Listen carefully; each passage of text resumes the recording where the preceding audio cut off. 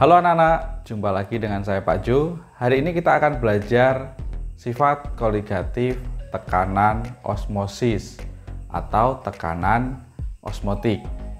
Osmosis merupakan peristiwa perpindahan molekul pelarut ke dalam larutan atau dari larutan yang lebih encer ke larutan yang lebih pekat melalui membran semi permeabel.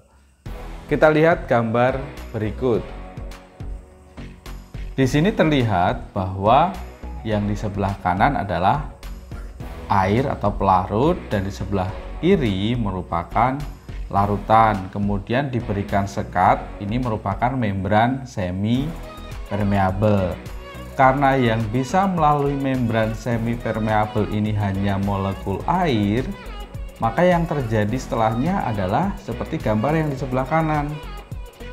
Akan terjadi perbedaan ketinggian karena molekul air itu masuk ke dalam larutan. Perbedaan ketinggian ini disebabkan karena perbedaan tekanan hidrostatis maksimum antara larutan dengan pelarutnya. Inilah yang disebut sebagai tekanan osmosis.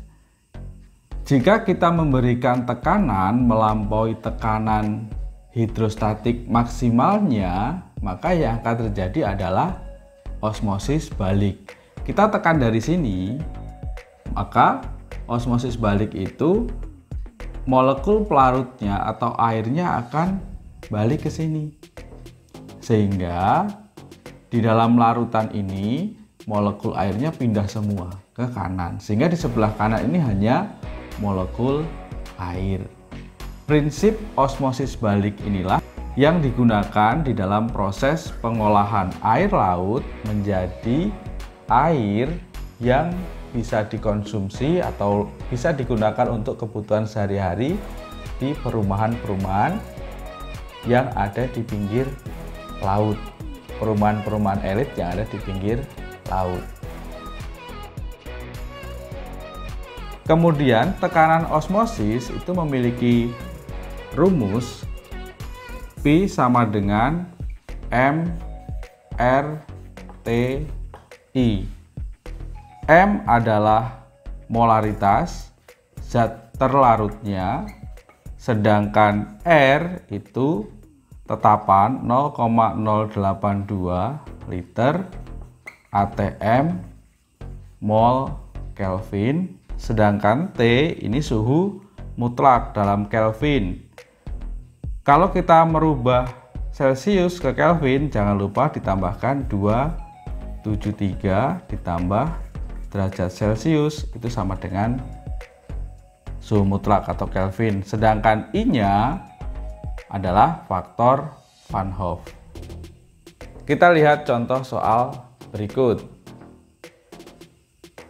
Tentukan tekanan osmotik larutan yang tiap liternya mengandung 0,6 gram urea pada suhu 25 derajat Celcius. Massa molar urea sama dengan 60. Dari soal kita diberitahu massa dari ureanya, kemudian diketahui volume larutan. Maka langsung kita masukkan ke dalam persamaan tekanan osmotik. P sama dengan mRTI. Molaritas seperti kita tahu M sama dengan N per V. N-nya merupakan N urea. N urea didapatkan dari massa urea dibagi dengan massa molar. Kemudian volumenya 1 liter. R-nya 0,082. Kemudian suhunya karena dia 25 derajat Celcius, maka kita ubah menjadi Kelvin. Kemudian dikali 1. Faktor Van Hoff urea itu 1 karena urea merupakan senyawa non-elektrolit atau larutan non-elektrolit. Dari hasil perhitungan kita dapatkan nilai Pi-nya adalah 0,7 atm. Contoh soal berikutnya. Berapa gram glukosa massa molar 180 gram per mol yang diperlukan untuk membuat 500 ml larutan dengan tekanan osmotik 1 atm pada suhu 25 derajat Celcius. Di soal diberitahu tekanan osmotiknya, kemudian diberitahu volumenya. Yang ditanyakan adalah berapa banyak massa glukosa yang diperlukan. Maka tinggal kita masukkan ke dalam persamaan tekanan osmotik. Tekanan osmotik larutannya 1 atm, kemudian massa glukosanya tidak diketahui, massa molar glukosanya 180, kemudian volume larutannya 500 ml.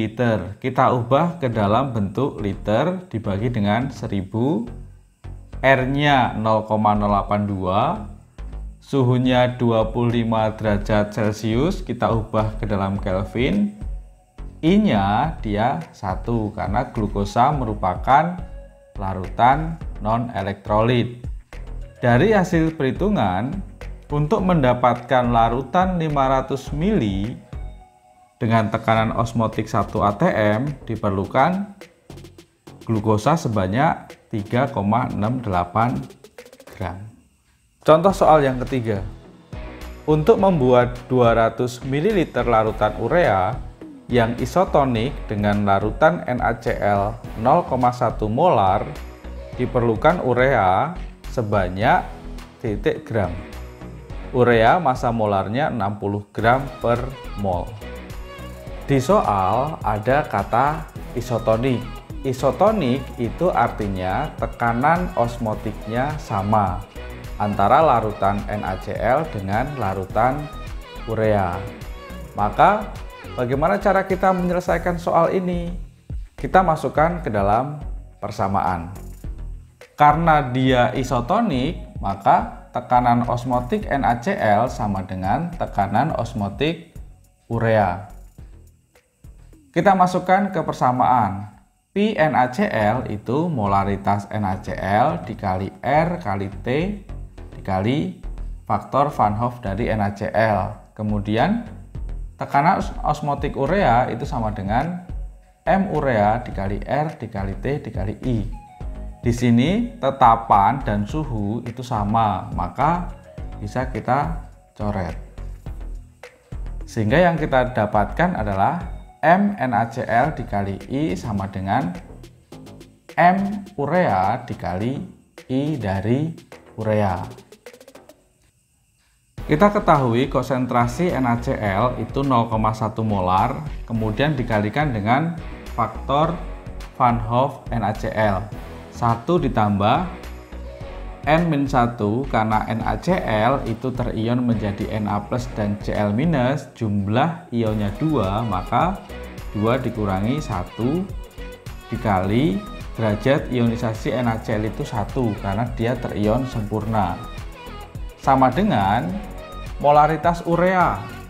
Massa urea dibagi massa molar urea dibagi dengan volume larutan.